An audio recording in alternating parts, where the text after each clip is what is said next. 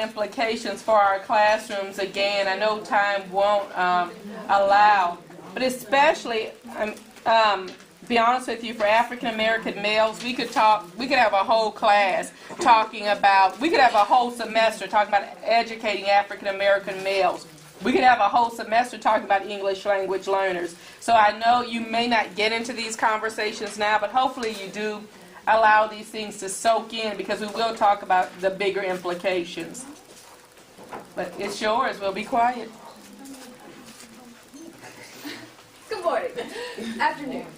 Evening. Yeah. Talking about English language learners. I'm Taylor. I'm Paige. I'm Amethyst. I'm Casey. Laqwana. Okay, so what is an English language learner? It is a student who is unable to communicate effectively or communicate fluently or learn effectively in an English classroom. They need special instruction to help them get to the point where the other students are. Okay. So before we start our negative portrayals, we're going to play a little game. We're going to flash up a ethnic group, and we're just going to ask you positive or negative stereotypes that you can give us. So the first one is Indian. Smart. So what kind of stereotypes? Smart. Good hair. Good hair. Mm-hmm. Good at math. Good at math. Oh wait, are we talking about Native Americans, or are we talking about either one that have good hair? Actually, from India. Indians, not Native, but they still have good hair nonetheless. Matter of fact, all we come from India, and you have all that, whatever. People from India. You're right. Okay. Anything negative? They smell. Oh, Mm-hmm. I never heard that one until today. I promise you going Sometimes they smell like curry. I'm not being funny, I swear. Yeah. Yeah. Bad drivers. All right, the next one. Let's flash up the next one. Okay, Hispanics. Do they have a green They're card? hardworking. Green card. Right. Hardworking. They make a lot of money. Make a lot of money. Illegal. Illegal. They can put the most people. Work under the table. You're right. You're right. They all live. Yeah. They all live together. All like you said, twin in a car and. Big houses, nice cars. They gave me this one just because my eyes young. So Asians, positive and negative stereotypes. Smart. Musical. Great nails. Yeah. Do nails. Pedicures. Nails. Yeah. Smart. And when they go back home to Vietnam, they stay for like 4 or 5 months. They trade out. Okay. Where do most of these positive and negative stereotypes come from? Media. Social. My mom. Okay.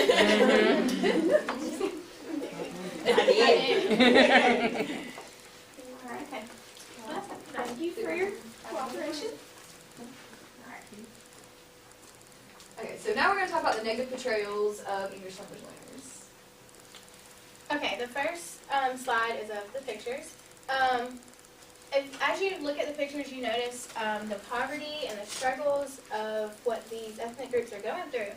And we never realize that we also have this as a problem where we're from. You see it in Macon, you see it at your hometowns.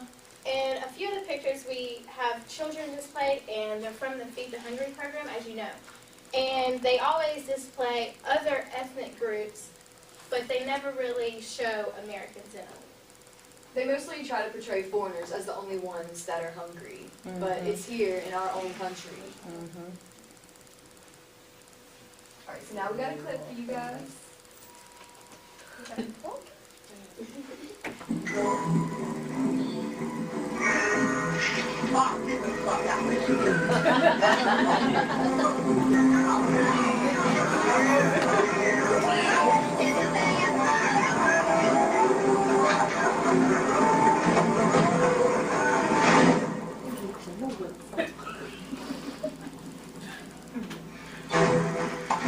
You ain't going nowhere without us, Osama. If you got to go to the bathroom, we going with you.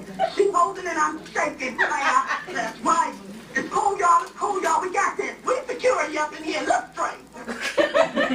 As you can see, as in media, some of the commercials, you see that most Indian males are portrayed as terrorists. And some of this stereotypical mindset comes from the 9/11 tragedy. And if you see someone with a turban, it doesn't mean they're about to blow you up. It goes along with their traditional wear. It's something that they're used to. And most of the religion that they study is for peace. So it doesn't mean they're going to harm you. Okay, now we will talk about the jobs that English language learners come in. When we think of them, the first thing we think about with Asians is they're doing our nails, our feet. And with Indians, they work at gas stations, and Hispanics are construction workers. In America, if we stereotype them, well, we cater, but they cater to us by fixing our houses and doing our nails and feet, and basically, like, we don't appreciate them. And like those aren't the only jobs they can have. They hold many high position jobs.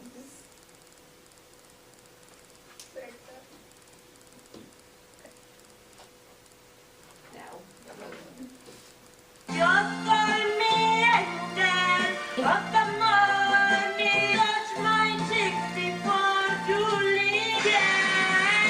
Jay, come on. I want to go home because you say I can send it to Colombia to my mother. Claire, about... You're always talking about how you... I guess I could. I do Jay, why can't I do you? You know that song? Yeah. You can move like that. It's like, because when somebody works on a salon, they know when someone needs to talk. Actually, huge fight last night, and I'm not even... Go to the mall with her. How could you not know what she was mad about? Not even crazy woman go crazy for no reason. What happened before the broccoli? That's just... How is she supposed to see this? If you give me a message this tiny, I kill you. That's it. You use the air bunnies. Okay, so as you can see in this clip, media portrays Hispanic women to be very provocative. Busty, big butts. Like if you look at Hispanic women in pop culture that sing, they always have on tight clothes and they're always like, you know, shaking everything. And the media just portrays them to be very sexy. And we know that's not true for all of them. Okay, and the most common, and it was one of the first ones I heard, was the green card, or just any kind of like legalizing documents that just prove that, you know, they're not illegal residents, you know. And it's just a negative perception because not everybody from other countries are illegal residents. They didn't jump the border, you know, like just all these things. And what would you do if you had somebody and you're like, hey, you got your green card? And they're like, well, yes, I do. And, you know, and so it's just ridiculous that, you know, we joke around about that. And I mean, I've done it with friends that I know that are Hispanics and stuff. And I mean, we joke about it. They're fine with it, but really it's not okay. They're not illegal residents. And what if we had a white person from South Africa? I know you went to Africa. Like, you wouldn't just assume, you know, you wouldn't go, hey, where's your green card? Or, hey, where's your legal documents? Because you would just assume, oh, they're American because they're white. It's not okay. And it just puts negative aspects on other people from other countries that don't speak English. Okay, so now we're going to go into the positive portrayals of English language learners. Okay. Now we have our positive pictures, and as you notice throughout them, whenever I think of other cultures, I always think that I feel like they value their heritage and their tradition way more than what Americans do. As in this picture, it's the Hispanic family. We always see them as a large group of people together, but really I just feel like they value their family more than usual.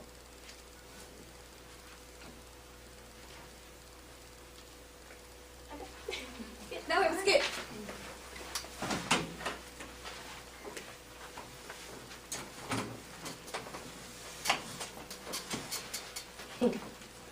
Good morning, class. We've got a huge surprise for you.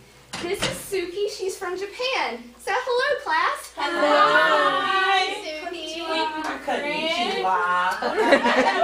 I love your giraffe. Please. You got a brother. I love you. I need her. Girls, I don't think she understands everything she says. So just Okay, so as you can see, bringing an English language learner into the classroom can be very exciting for the class because they get to learn their heritage, where they're from, and they just get to learn all types of new experiences that they wouldn't have had before. And the curiosity also probably would make the student feel more accepted and welcome because they feel like they're a part of the group and people are trying to include them. Next we have a poem. It's called I'm Latino Proud. I was born into this race.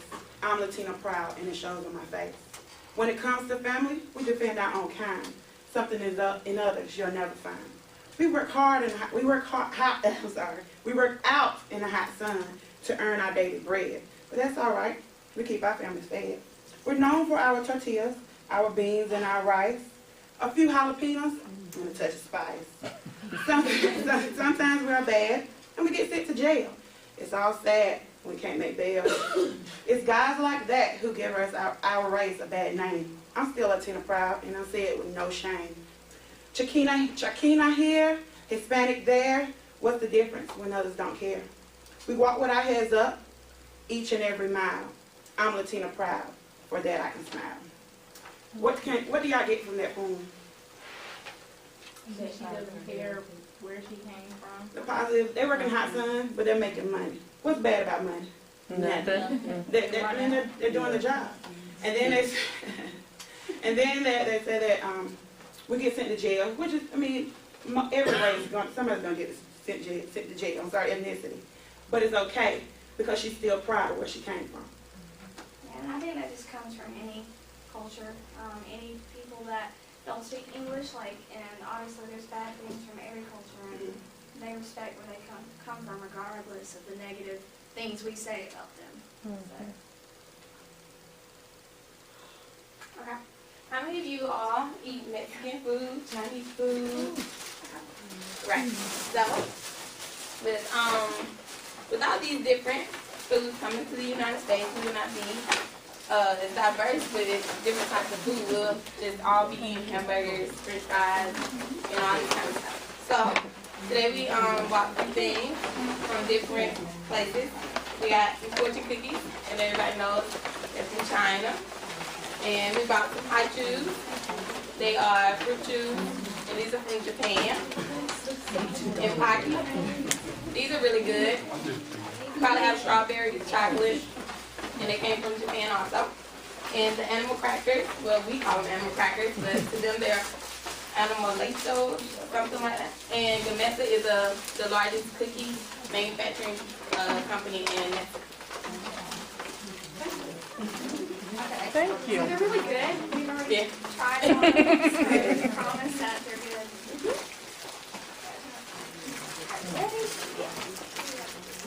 Alright, so the final positive perspective we have today is I just want to ask you a question. What is an American?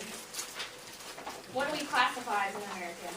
Like, they just love America. It's like America all the time. Like, or, you know, a soldier, anything like that. We just think of an American. More specifically and more technically, somebody from the U.S. But who looks like an American? You can't ask somebody, what does an American look like, without going, oh.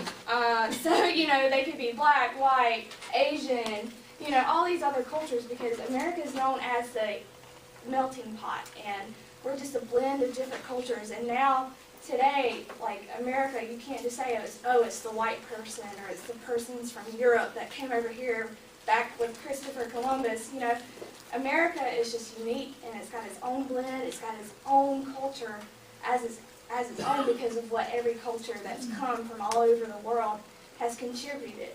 So it's just diversity. Diversity itself is a positive regarding these other cultures that have come and contributed their cultures and languages.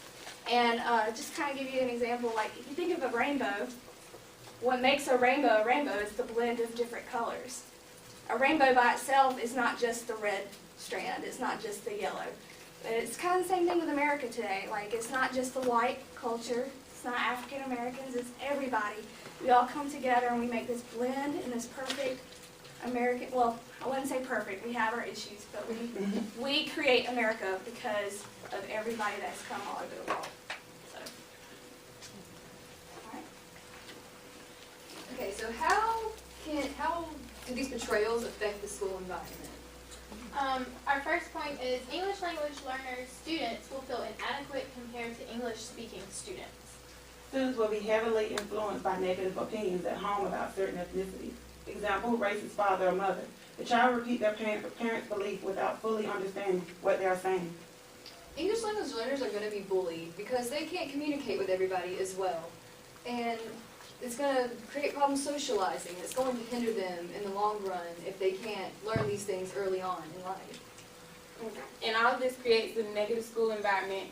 It makes it uncomfortable for English language learners to be able to do classwork and just interact with the classmates. And how can the teachers and stakeholders help? Well, first, we need to have hands-on activities so that we can get different types of people together in a group and they can work together. And English language learners will feel more comfortable in a small group setting rather than the whole class setting. They'll be more susceptible to speak out because large classroom settings will kind of intimidate them. Our second point is celebrate daily that being different is beautiful. Embrace being unique and different from every other person and culture. Create a verbally enriched environment with precise language, which will help eliminate some confusion for the English language learners. One thing that we thought would be really helpful in like making the stereotypes disappear from the students' mind is like immersing them in cultures and having them do monthly projects where each one is assigned a different culture to study and present on, and that way they're going to get an accurate representation of that group instead of the stereotypes that they hear in the media and that their families send to them. Like they're going to get an accurate portrayal of these people from their studies. These are our resources. And then, oh, you guys already got it. So we're just handing out just a little worksheet, Worksheet study guide type thing.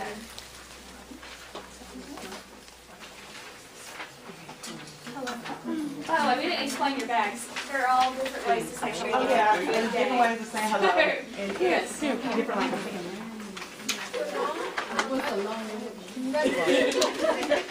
A lot of them mean the same, like they mean hello, they use them as hello, but they use their, some of them are actual things like good morning, but in their culture they use. Come on. Does everybody have one? Yeah, I need Oh, they're down. All right, so what is one negative portrayal in the media about ELLs? Not everybody at once. It can be illegal. Yep. There we go. Also, like, they don't know how to speak the right way. Yep. How can teachers help ELLs feel more welcome and eliminate confusion in the classroom? Work in smaller groups and have nice things like that about the culture.